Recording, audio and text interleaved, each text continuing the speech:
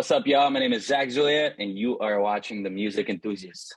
Hi, I'm Sarah from Music Enthusiast, and today I'm here with Zach Zoya. How are you? I'm good, Sarah. How are you? Very good. It's good to talk to another person from Quebec. Yes. Oh, you're from Quebec too? Yeah, I'm from the South Shore Oh, though. let's go. Let's Yeah. go. So, Gang. how's your day been so far? What have you been up to? I'm not gonna lie, it's been pretty gloomy. It's Oh, great. I've been out here doing my little thing. Just a little, music as always. I've been tinkering. What about you? same. I had the day off and I've just been in the house working on a bunch of things. Since it's New Music Friday, I've been listening to like a ton of new music, which I'm True, true, true, true. excited about. Yeah. So, have you listened to music today? Like, what's the first thing you listened to? I haven't. I'm not gonna lie. I was finishing up a podcast. Oh, I'm big cool. on podcasts these days. Most of the time, I make music, so I tend to not listen to music too much. Maybe I should. My friends are telling me I should like get into the exploratory mode a bit more. So I'm gonna check out the next New Music Fridays. You know what I Awesome. mean? What podcast But are you yeah, listening to? Lex Friedman podcast. Oh, You know what awesome. that is? I It's don't. kind of like Joe Rogan, but more like more chill. Awesome. I have to get into podcasts more. Like the only ones I listened to was like the Brooklyn Nine-Nine one because that's my favorite show and like No true crime. word. Oh, But true crime. Yeah. I should really listen to like especially music podcasts. I think that's hmm so interesting. Yeah, there's a good one that's called I forgot the name. There's a super good one that like breaks down the history behind every song, every album, and everything. Yeah. If I find it, I'll send it to you. Yeah, for sure. I mean, you were born and raised in the northwestern part of Quebec. Um, Exactly. and I looked it up. Like it's so weird because Quebec seems so small, but then when you look up cities like that one, it's like it's so far away. So Right. like sort of being born and raised in such, I don't know if it was a small town, but like a town sort of far away from Montreal. Yeah, it's definitely more like secluded than small, especially in terms of like Quebec cities. It's not like a village. It's Yeah. kind of like if you're from Quebec, it's kind of like Gatineau-ish type of size. I don't know, to me, it was a little boring, but I think it came from the fact that I knew what was outside. I think when you're from a town and you never leave the town, it's kind of just all you know. But I was lucky to travel a lot as a kid, so I knew there's just like the bigger stuff out there I couldn't reach. So that was a little frustrating. But now looking back, I think it's a blessing. Like I think it kept me calm. It's a very safe place. It's a very like tight knit community type thing. So looking back, I'm very thankful for my childhood. I think it was a very nice. We could kind of just go wherever we wanted. There wasn't like anything crazy going on. So yeah, Yeah, I shout out my city.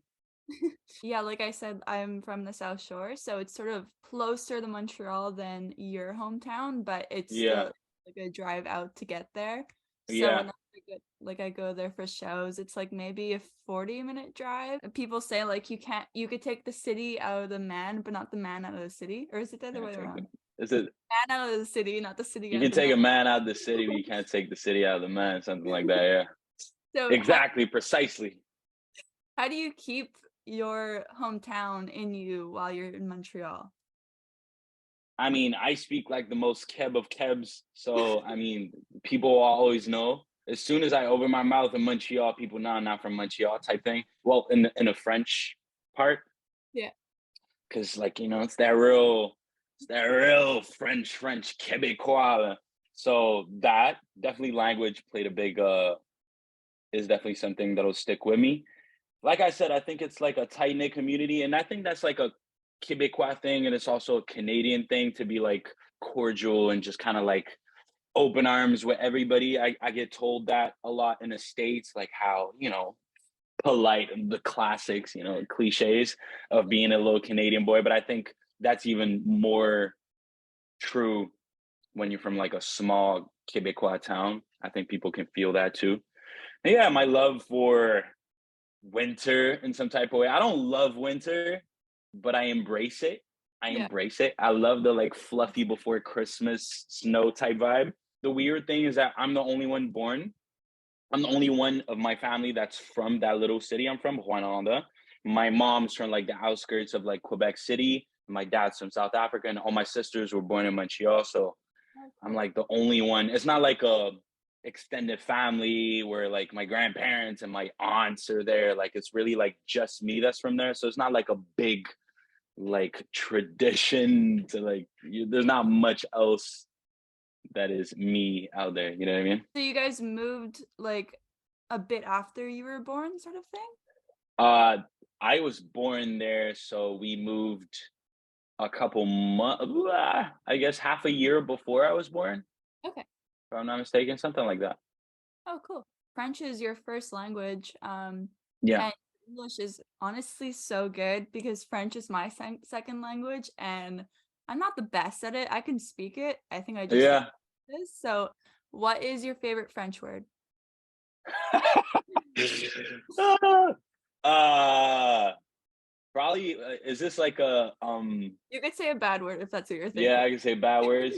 My mom wouldn't be proud. Let me go with something respectable. Um, I don't know, so many crunchy ones. There's so many good ones. Windshield. I've never heard of that. Like, what does It's that mean? not really a French word, but that's Oh, like the keb in me. So it's basically like a windshield of a uh, car, but you just totally annihilate the word, and that's how you know you're a real keb. You know what I mean? So windshield, love it. Just rolls off the tongue. I love it. and you gotta have the R in there too. Yeah, you just had to throw a hard R in there, just to let them know. Yeah. Graping. Yeah, totally. Now let's talk about your two new singles, Birthday Sex and Come By Here. I'm Yes, obsessed with them. Um, thank you. so what's it like for them to be out? They've been out for a week now. Yeah, it feels good. I'm loving the reception so far. It's not like one of those releases that has like a huge rollout. I didn't really announce it super ahead of time, so it's kind of a surprise drop. Yeah. We're getting into the Christmas season, so it's a low key drop, but the love is like overwhelming on a like, people hit me up. Like it's not 70 playlists. It's like people that'll hit me up and be like, "Yo, that song you just dropped is," so it feels very like personal Yeah. in the way like it reaches people. So I'm really glad it's getting that type of reception. It's also new songs that I just made. We went on me and my boys, me and the guys just went on like a retreat in the woods. We took like a little Airbnb in the woods and just wrote a bunch of songs, and those two were part of the songs that came out of that. So it's like we just made it. We just dropped that, made visuals for it. There's a very like tight window. So it feels fresh. It feels new. It feels like that's where I'm at right now. That's what I wanted to talk about. It's kind of like my breakup songs. And we're getting into the gloomy part of like, it's gray outside, summer's over. So, it's therapeutic for me. I just say what I have to say. I throw it out there, and then the world kind of reciprocates and gives me positive energy back. So I'm loving it. Do the stories tell a story together or are they completely different stories? Every song I write is always kind of about my personal life these days. So it's always part of the same story. Going back to the first song I ever made, it's just basically songs. I treat songs like basically my like journal. It's like I'm journaling. It's like I said, it's therapy. It's where I put my thoughts. Sometimes it's not super literal, so I won't say this happened today and it made me feel bad. Nah, it'll be like a metaphor, like it'll be like weird artsy stuff, but it's always part of a story. But to answer your question, yes, they're like two folds of basically a breakup.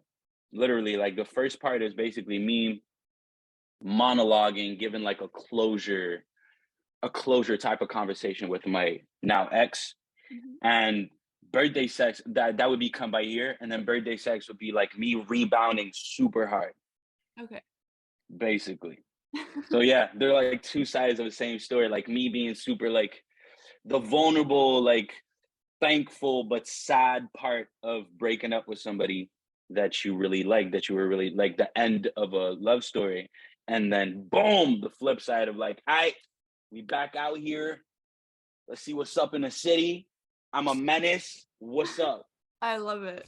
I love it. And yeah, this is it's after the release of your EP.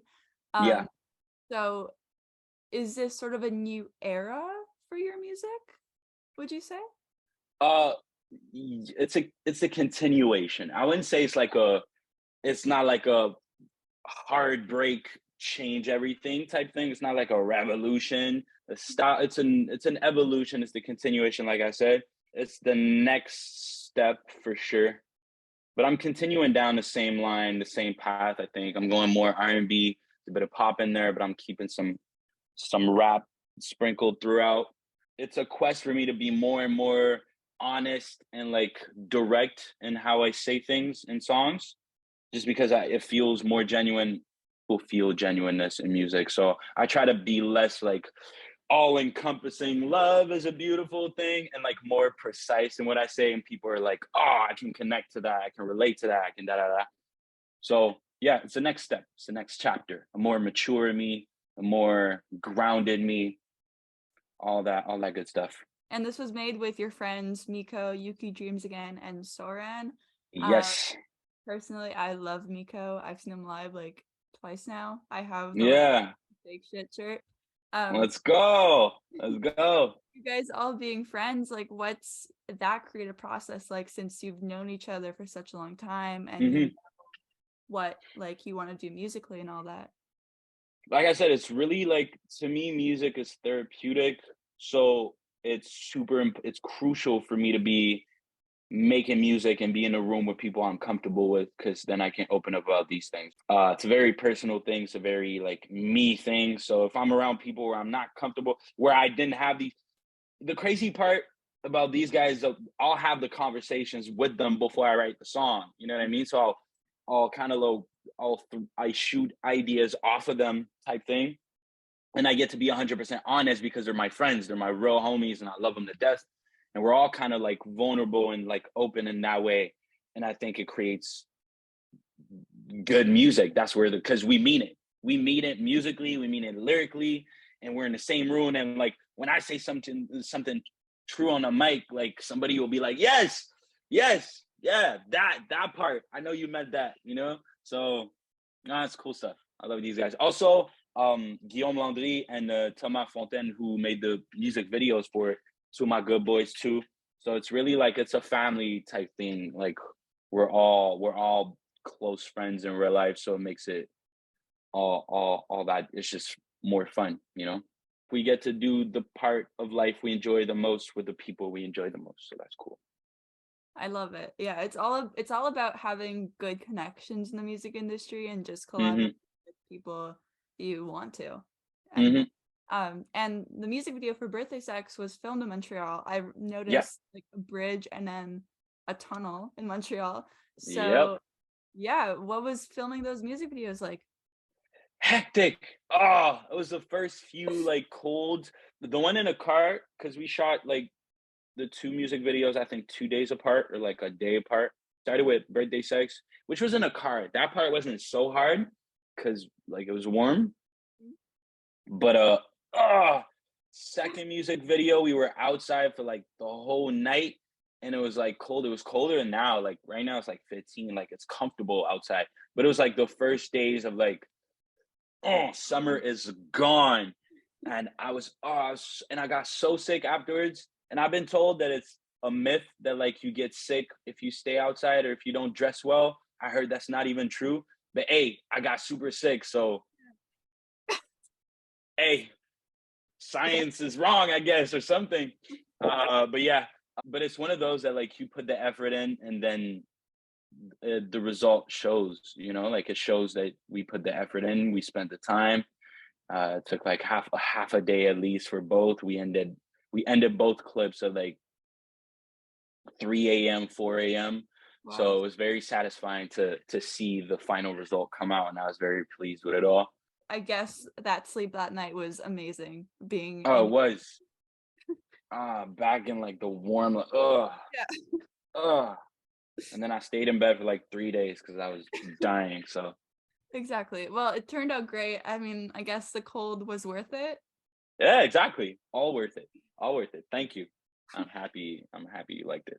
And what was the hardest thing about making these songs? Was it getting the feelings out there? Was it being 100% honest? What do you feel like the most hardest thing was?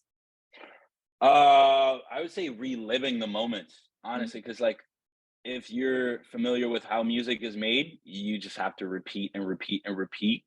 That being in the way you write it. So you get a loop going and you write to it. That's how I write my songs usually. But that's just the first step. So I'm super vulnerable. I put my feelings out there and then I have to listen to it for like 3 months straight, basically. And just yeah. like, you know, like clean it out, say what I want to say, change the things that don't work.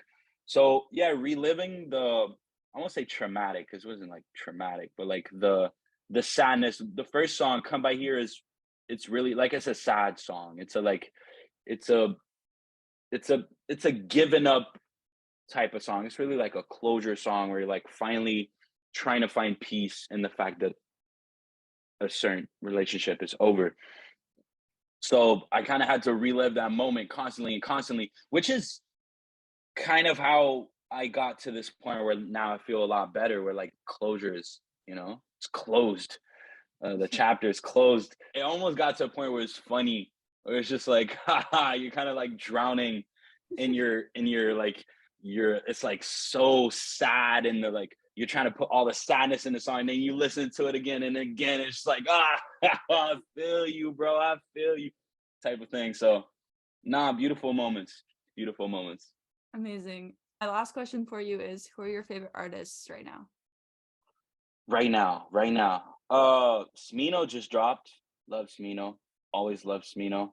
August '08. I just discovered August '08. Somebody put me onto him. Saint. So it's like in French, but it's a British artist. Awesome stuff. I just liked a bunch of songs, so I'm guessing it's super good. Yeah, those three would be my safe bets right now. But like I said, I don't listen to a lot of music. I could tell you my favorite podcaster, You could if you want. Lex, man. Shout out to Lex. Very patient dude, very insightful dude. He just interviewed Ye uh in the midst of the whole thing, and I think he has the best long, long, long format interview out there, like compared to all the other platforms. If you're into that type of like stuff, you should I'll try definitely it out. check it out. Yeah. Awesome. Well, thanks so So much yeah. again. It was so great chatting with you. Thank you, Sarah. Thank you for having me. It was a No good problem. conversation.